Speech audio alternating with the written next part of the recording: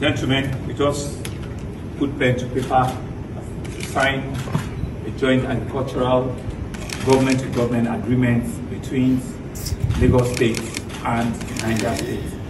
Lagos State being the smallest state in the country and Niger State being the largest state of this engagement. Thank you. Thank you very much. Okay, this is a history that has been made today. Lagos State is the largest consumer of agricultural resources in Nigeria, population. Niger State has the largest arable land. So this memorandum of understanding is a collaboration between Niger State to produce for Lagos State and also processing, for Lagos State. So Lagos State and Niger State now have an understanding to promote agriculture in tandem with Mr. President's food security agenda. Thank you very much. Thank you.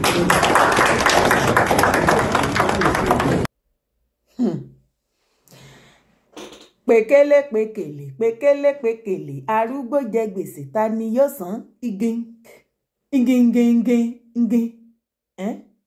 Pekele, arúgbó jẹ gbèsè ta ni yóò san ẹ gbà mí àbí glasses rárá o.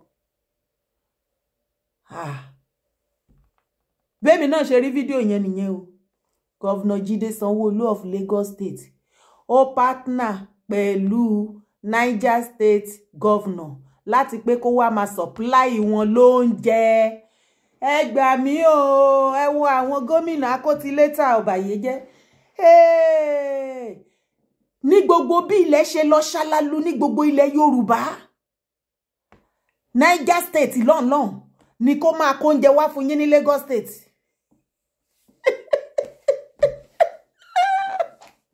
Ọlẹ́tìgá.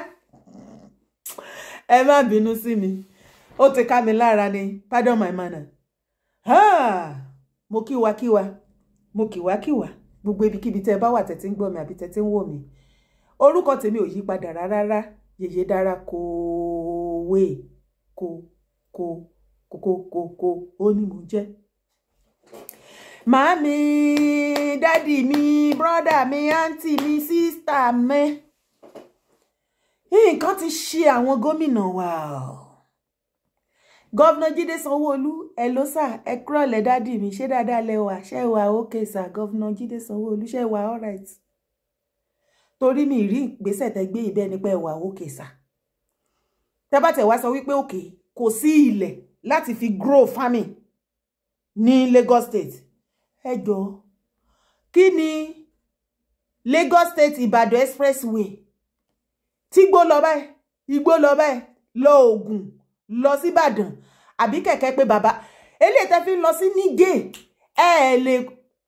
lè pé any governors ní Ondo State, ní the whole of Yoruba land. Bó jẹ́ Governor Makinde of Ọ̀yọ́, ilẹ̀ ṣòṣì dànù lọ́yọ́. Bó jẹ́ Ayédàtiwa l'Ondo, ilẹ̀ lọ bẹ̀rẹ̀bẹ̀. Ẹ wá fẹ́ parí ẹ̀tàn pátápátá, ẹ fẹ́ yí pé ẹ wá pé bàbá wa Oyèbánjí, Abíọ́dún Oyèbánjí l'Ékìtì. Ilẹ̀ ti pọ̀ jù. Ilẹ̀ kan chọ́ọ̀chì síbẹ̀, ilẹ̀ ọlọ́ràá. Tó jẹ́ pé tẹ́ bá jù nǹkan sílẹ̀ ẹ̀gbin o. Tí ooru mu, tí ìrísẹ̀ sí, àwùjáde. Eléyìí tó yẹ kí Governor Jide Sanwo Olu kẹ́ pé mítì pẹ̀lú láàrin ara yín gbogbo yín pátápátá. Governor Jide Sanwo Olu owó security vote tẹ́ ń gbà fún protection àwọn èèyàn dà. Ìyẹn ìkíní, kẹ́ wá ọ̀nà pé òkè o, ọ̀nà wo la lè gbà láti jẹ́ pé kí a lè ṣe nǹkan ọ̀gbìn. Nígbà tẹ́ kọ̀ ṣe bó tipẹ́tipẹ́ ta ti sọ fún yín pé yín governor kẹ́ invest ní ọ̀rọ̀ farming. Ṣé bẹ́ẹ̀ ń gbowó bó bá jẹ́ owó security ẹ̀kúkú ló fún wa ẹ̀ secure anybody kẹ́ wá divert ẹ̀ sí farming. Ṣé wọ́n á sọ pé nǹkan tẹ́ ṣe ò dáa? Tẹ́ bá divert ẹ̀ sí farming, oko yẹn bẹ́ẹ̀ bá ṣe bẹ̀rẹ̀ bí a fún cultivation ní lásán, ó ní iye àwọn èèyàn tẹ́ máa employ, a minus kúrò lára àwọn unemployment. Gbogbo àwọn tẹ́ bá like one stage after the other, bẹ́ẹ̀ lẹ máa employ sí, ẹ dẹ̀ fún ní serious monitoring. Bàbá, Governor Jide Sanwo Olu, ẹ wá wo ọ̀nà tẹ́ lè gbé gbà. ẹ lọ partner pẹ̀lú àwọn Niger àbí ẹ̀yin èèyàn ṣàánú ayé mi àbí kò ṣe the same governor tó sọ wípé wọn kò oúnjẹ wá sí anywhere mọ́ sí south nǹkan wípé wọn gbọ́dọ̀ ta oúnjẹ àbọ̀ nǹkan lélẹ̀ ǹjẹ́ wo ni Yorùbá fẹ́ bọ́ nínú eléyìí o ẹgbìnrin ọ̀tẹ̀rẹ̀ bá tẹ́ pàkan nìkan rú o ẹ jẹ́ sáré gbé yín débẹ̀ kúkú mọ̀ pé ń gbé yín tàbàyè ó yá òun rèé lọ wò wá ó ní Lagos seals partnership with Niger for agric commodity supply. Governor Jide Sanwo Olu partner wọ́n sí ilẹ̀ contract yẹn òun lè rí inú fídíò yẹn òbítíbitì owó burúkú tó máa gbé lọ́bẹ̀ wọ́n seal partnership pẹ̀lú Niger state ṣé Niger kọ́ náà Niger state governor láti lè máa wá supply oúnjẹ fún yín lẹ́kọ̀ọ́ ó ti wà okay. Lagos sales partnership with Niger for agric commodity supplies. Governor of Lagos State, Mr. Babajide Sanwo Olu, and Governor of Niger State, Honorable Mohammed Umaru Bago, today signed a memorandum of understanding on the Produce for Lagos initiative. Yes.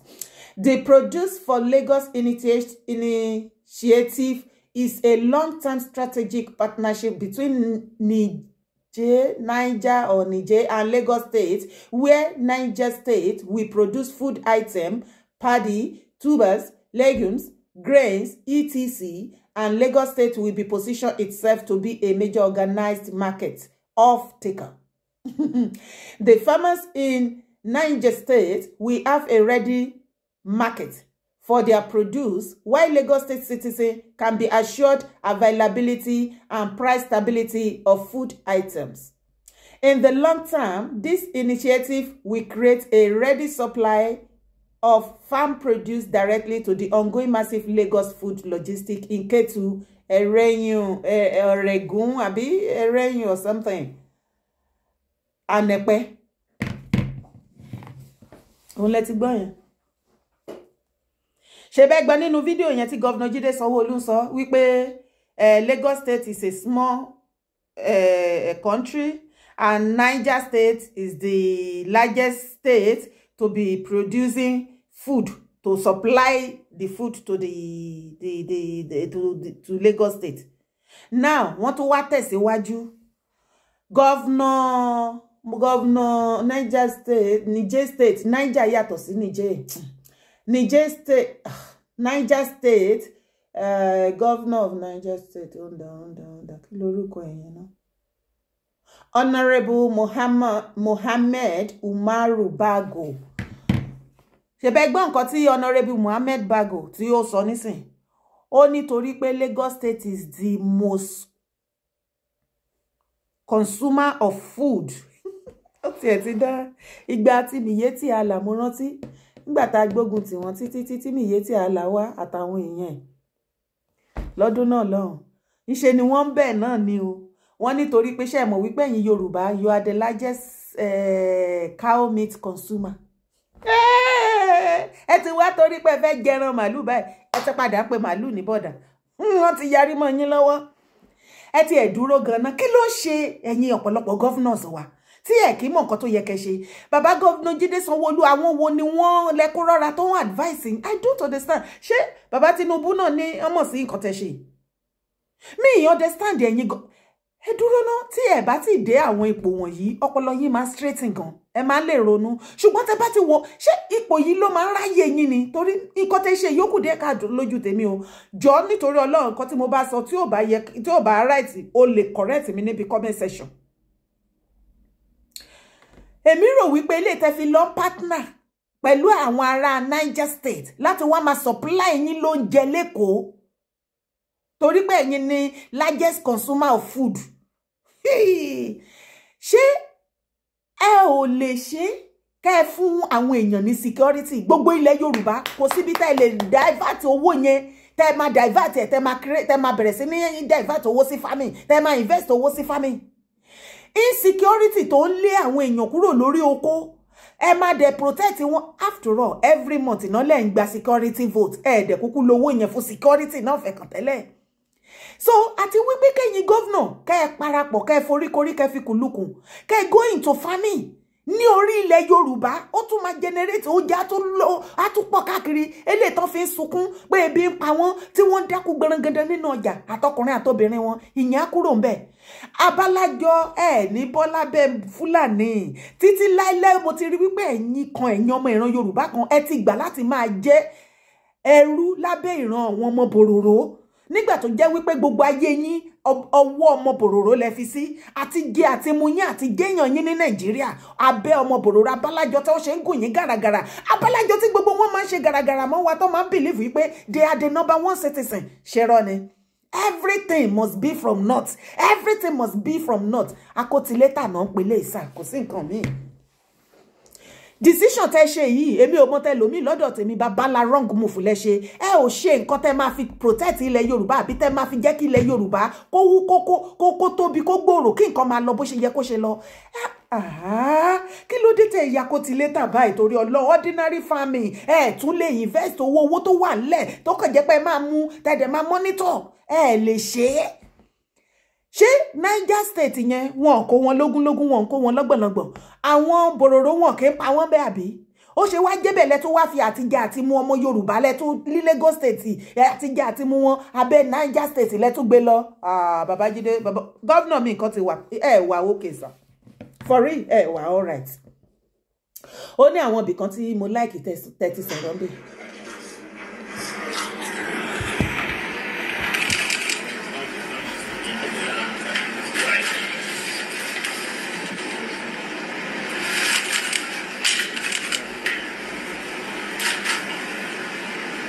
We just put pen to paper to sign a joint agricultural government-to-government agreement between Lagos State and Niger State. Lagos State being the smallest state in the country and Niger State being the largest state of this engagement.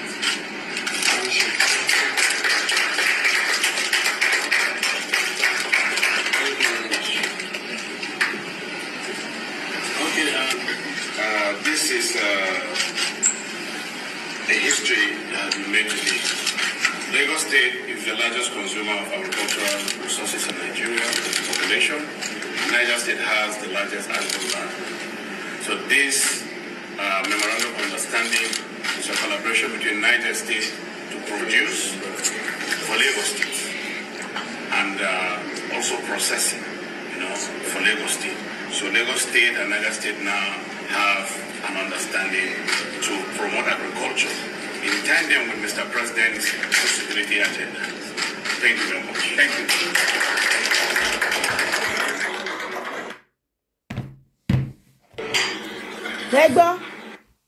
Governor Mohammed ṣe Buko àbí kí náà pera wọn nísìn.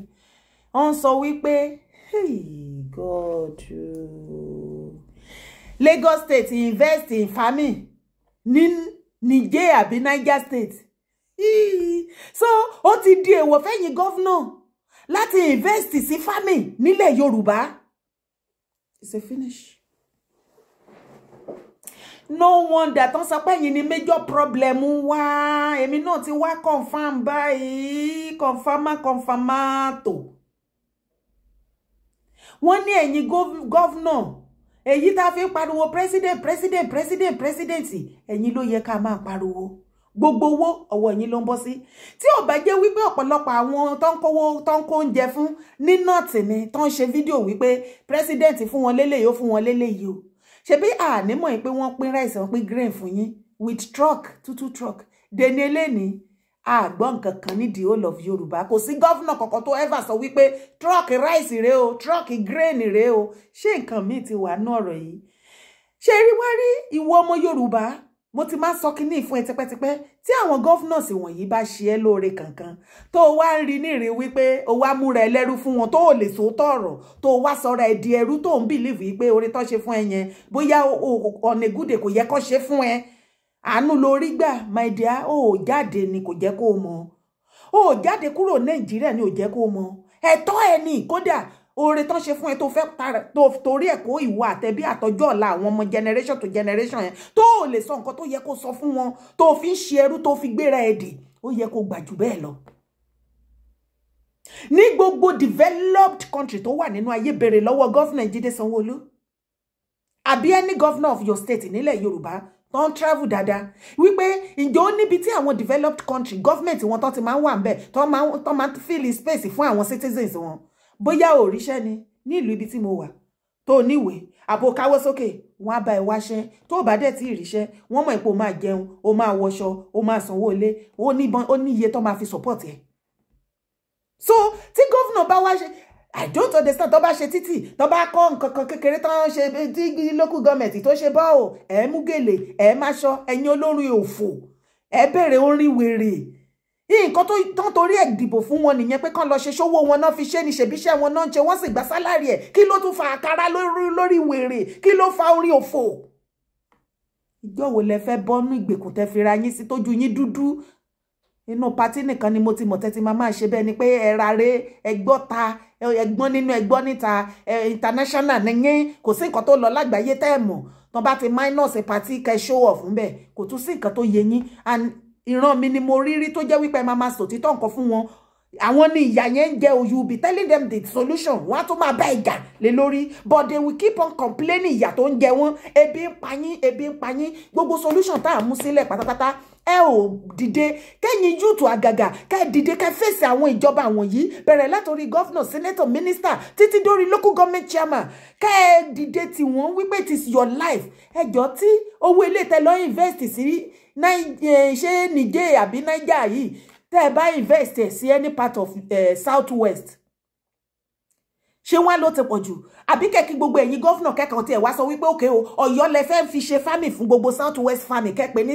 south west farm project kí gbogbo gọ́fúnà gbogbo ilẹ̀ Yorùbá pátápátá kẹ́ wá sọ pé ibẹ̀ lẹ fẹ́ fi sọ tá máa jẹ́ food supply fún gbogbo every area of Yorùbá land torí ibi tí ọ̀rọ̀ yẹn ń lọ lélẹ̀ irọ́ ìyẹn tún máa develop gbogbo àwọn nọ́dánà tí wọ́n fi oúnjẹ ní smart tó máa ṣe sọ pé àwọn ògbóúnjẹ mọ́ wọn ògbóúnjẹ mọ́ abẹ́yìn ògbó lẹ́nu ọjọ́ mẹ́ta yìí pé oúnjẹ táwọn ará abí sọ pé àwọn ògbé wá mọ́ sí south Cameroon nǹkan kan náà ń gbé káàkiri ṣe bẹ́ẹ̀ rí tí custom stop wọn bó ṣe ń gbé iṣu lọ náà ń gbé díìsì lọ náà ń gbé díìsì lọ náà ń gbé dàtí lọ bàbá gọ́vnà Jídé Sanwó Olú ṣe fẹ́ sọ wípé ẹ ò gbọ́ nínú news ẹ ò rí wọ́n mọ̀ má gbé oúnjẹ wá mọ́ wọ́n ń gbé lọ síbòmíì ẹ̀yin yẹn ṣètò wá kó owó ilẹ̀ Yorùbá èyí tó yẹ ká invest sílẹ̀ Yorùbá ká sọ fún wọn wípé àṣàmàfùfù yín àtóúnjẹ yín àtẹ̀yìn fúnra lára yín ẹ gbádànù bí epo ilẹ̀ wà nílẹ̀ Yorùbá tá a lè fi ṣe àwọn èèyàn wà àwọn youth ló wà tó wà unemployment lọ ó skyrocket bàjẹ́ ọ̀pọ̀lọpọ̀ wọn ṣiṣẹ́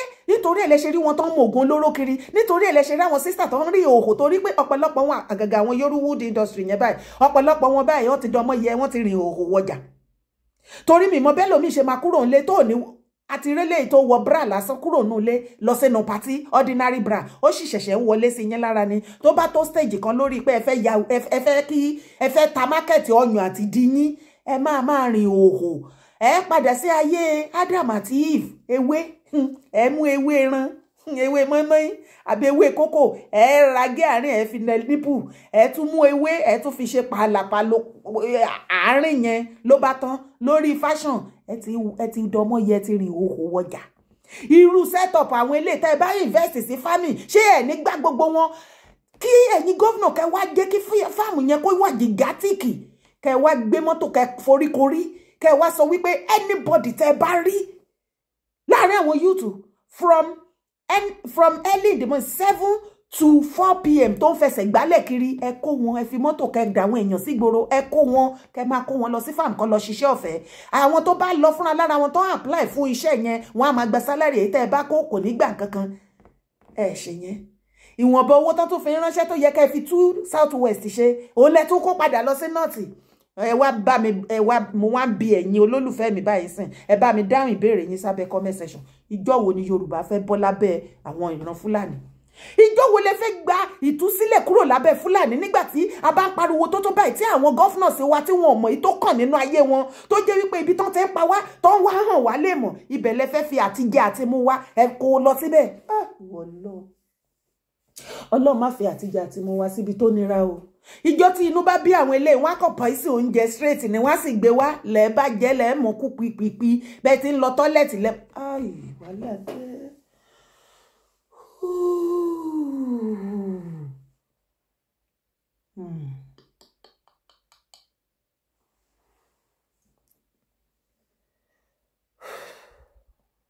Governor Jide Sanwo Olu ẹ disappoint me.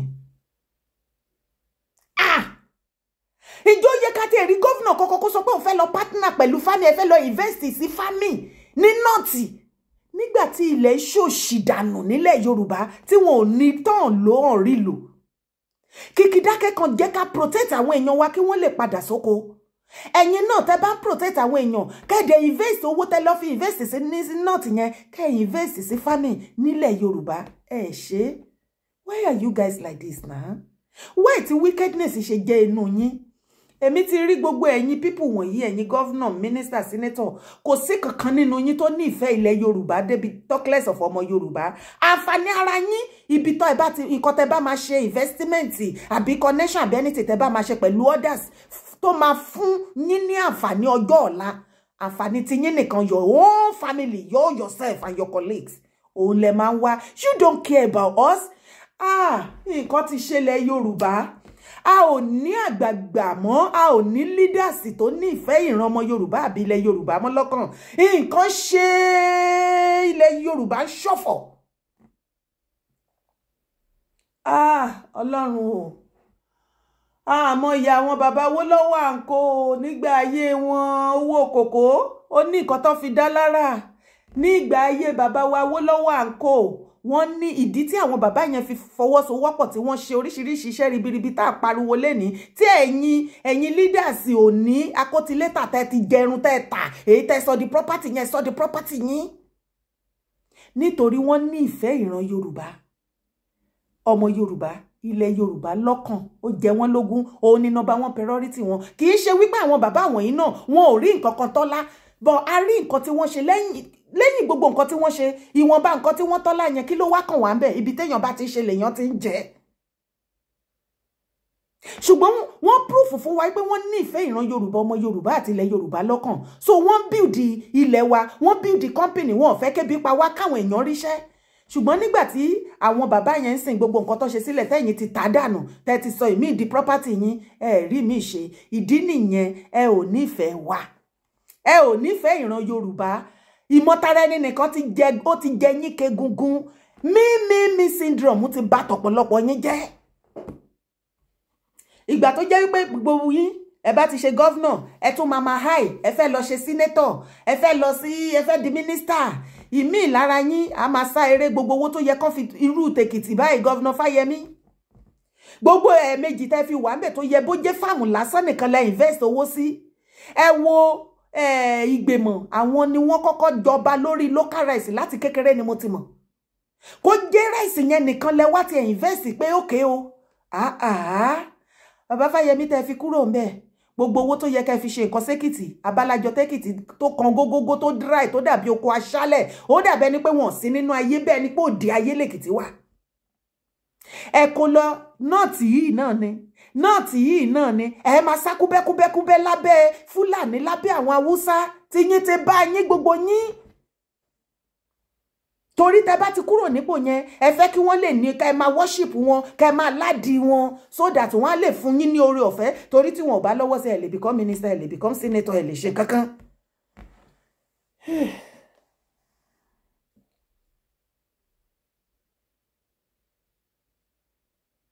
Jesus wept.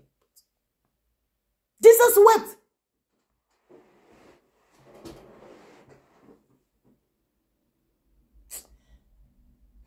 Mi ìfẹ́ sọ̀rọ̀ jù torí kí n má lọ jábọ́ jù báyìí lọ. Jọ̀ọ́ dádì mi mọ́mì mi. Ṣé irú àwọn eléègùn àfàyè gba restructuring bẹ́ ṣe wò wọ́n báyìí? Ká lè mọ irú ikú tó ń pa wá díẹ̀díẹ̀ lábẹ́nú. Ipe joint ni tí ò bá sí olè ilé títa ò lè jà. Ṣé irú àwọn Governor Jide Sanwo Olu yìí á jẹ́ kílẹ̀ Yorùbá ó gbé rí láyéláyé? Ọlọ́run ti tú àṣírí yín. Governor Jide Sanwo Olu ilé tẹ́ṣẹ́ lè rò pé nǹkan rí lẹ ṣe ṣùgbọ́n ara títú àṣírí yín ká lè mọ̀ wípé ẹ ro ire fún ìran Yorùbá. Tí ẹ dúró. wọn ò sọ pé for Yoruba land o, wọ́n ní for Lagos State. A máa ń pọ̀rọ̀ yìí lówó, ó máa fẹ́ máa láró nínú. Governor Jide Sanwo Olu ní àwọn Niger àbí Niger State wọ́n á jẹ́ the largest producer of foodstuff fún wọn. Torí pé Lagos State is a smaller country. Tó bá gbọ́ dáadáa tún lọ tún gbọ́. Àbálájọ tẹ́ ẹ̀ sọ wípé ẹ wà pẹ̀lú Yorùbá ẹ fẹ́ dá dúró o.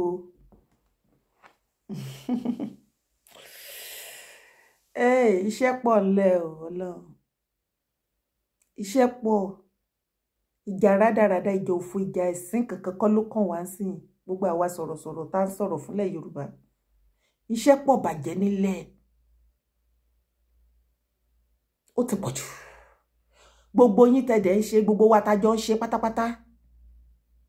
A nífẹ̀ẹ́ mi wá ṣe. Gbogbo campaigner bá ṣe ń ju fídíò bá ṣe ń ṣe oríṣiríṣi tẹ́ ń bá wa wò, tẹ́ ń share, tẹ́ ń comment, tá ń ṣe gbogbo ẹ̀ tá ṣá ń ṣe. A ní ṣe lásán o. Ṣé ti rí pé iṣẹ́ pọ̀ gan ni. Àsìkò ikọ́ ni ìjà òfò. Àsìkò ikọ́ ni ká máa ṣe show tí ò lórí tí ò nídìí. Iṣẹ́ pọ̀ ńlẹ̀. Ẹ jẹ́ afẹ́sì àwọn governors wọ̀nyí ẹ̀yin èèyàn mi. Èyí ga o. Ṣé ìwọ náà ti rárá nǹkan tá ń sọ báyìí? Jọ̀ọ́ nítorí Ọlọ́run, kí ni ìwọ náà rí sí nǹkan tó ṣẹlẹ̀? I stand to be corrected o. Bóyá ìgbésẹ̀ tán gbé yẹn, bóyá best ever ìgbésẹ̀ ni. Bọ̀ lọ́dọ̀ tèmi mo rò pé ó kù díẹ̀ káàtó. Owó ilé èèyàn ń kó síta. Àwọn people yìí náà sọ pé àwọn ò kó oúnjẹ wá. Kàkà oúnjẹ tó máa kó wá sí South, wọ́n ń tà dànù sí every other country. Àwọn custom sì mú àwọn kan níjẹta yìí àtàná. Ìgbà yẹn ni Governor Jide Sanwo Olu ṣe wá síìlì partnership pẹ̀lú wọn ní North. Oúnjẹ tẹ́ fẹ́ jẹ ní the whole of Lagos. Ẹyọ North náà ti fẹ́ kó wá. Ọlọ́run má jẹjẹ májèlé o níbi tá ń bá lọ. Àbí kò ṣe the same set of people tí wọ́n halẹ̀ mọ́ everybody ilẹ̀ Yorùbá. Tọ́ láwọn come for us. Abálájọ èròǹgbà ọkàn wọn ti ń ṣiṣẹ́. Ṣé mo wí pé gbogbo èrò ọkàn wọn náà ni àwọn àgbààgbà wọn àti leaders wọn ní North ni pé kí àwọn ọmọ wọn kọ́ lọ máa jẹko, kọ́ máa pa àwọn èèyàn sórí oko nílẹ̀ Yorùbá, wọ́n má lè ṣiṣẹ́ oko so that àti jẹ àti mu wá under wọn ló máa wà, and anytime they are ready wọ́n á lè finish wa easily. Ṣé ti rí àwọn ọmọ ilẹ̀ Yorùbá tó tì wọ́n lẹ́yìn bẹ́ẹ̀ yẹn? Ṣé ti rí wọn? Ṣé ti rí wọn? Ṣé ti rí ibi tí ìfẹ́ wọn lọ sí? Wọn ò bọ́ síta kí wọ́n invest owó, kí wọ́n face security, wọ́n gbowó security vote o. Wọn ò support sórí bó ṣe máa clear insecurity tó máa stop ẹ̀. Tell everybody tá wá sọ pé okay, àwọn ti clear insecurity, eloko lè loko, olódò lè rodò. As a matter of fact, our governor gan a fẹ́ invest sí farming nísìn. Káwa náà ká bẹ̀rẹ̀ sí ní bí ká máa produce oúnjẹ ní ilẹ̀ Yorùbá, ká má dúró fún pé wọ́n ṣẹ̀ṣẹ̀ máa kó oúnjẹ wọn kan wá ní North. Ìgbà yẹn lẹ́yìn ṣẹ̀ṣẹ̀ tó wá kó owó yẹn ẹ wá kó lọ sọ́dọ̀ wọn. Kò sí wàhálà. Ṣé wàhálà wà ní? Kò sí wàhálà. Ṣé ti rí? Jọ̀ọ́ nítorí Ọlọ́run bá mi fi comment sábẹ́ fídíò yìí. Kí ló rí sí? Kí ló rò pé ó ń ṣẹlẹ̀ ń bì? Ṣé o dèrò wípé àwọn gọ́vnà yìí ò ní pa ìwà àti mìíràn? Kì í ṣe pé wọ́n fẹ́ pa ilẹ̀ Yorùbá run torí àǹfààní tiwọn, torí pé wọ́n wà lórí ipò yẹn. Ogun dé, ogun abẹ́lé ló le jù o. Ṣé ti rí àwọn ogun tá a máa kọ́kọ́ jà báyìí? Ká tó máa sọ pé ogun ta. Ṣé ti rí wọn? Ṣé ti rí àwọn akótilétà? Àwọn àjẹlúrun.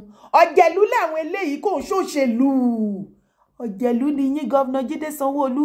Èyí tẹ́ ṣe àǹfààní ara yín lẹ ṣe fún. Tó bá lọ́mọ Lagosians kankan tó rí fídíò tó lọ clap pé nǹkan tán ṣe ó ṣe dáadáa. Àǹfààní ara wọn ni wọ́n ti mọ̀ wípé second term wọn lélẹ̀ wọn kò sí third term fún wọn. So wọ́n fẹ́ lọ s'Abuja. Ìrìn àjò títí wọn ló ń rìn, ó tún ti ń fayé yín tó títí ẹ̀ sílẹ̀. You see life? They never care about us. They don't care about us. Wọ́n care nípa wa. Wọ́n care nípa ilẹ̀ Yorùbá. It is about them. Ìjọ́ wo ni wà tèmi fẹ́ ṣe léde?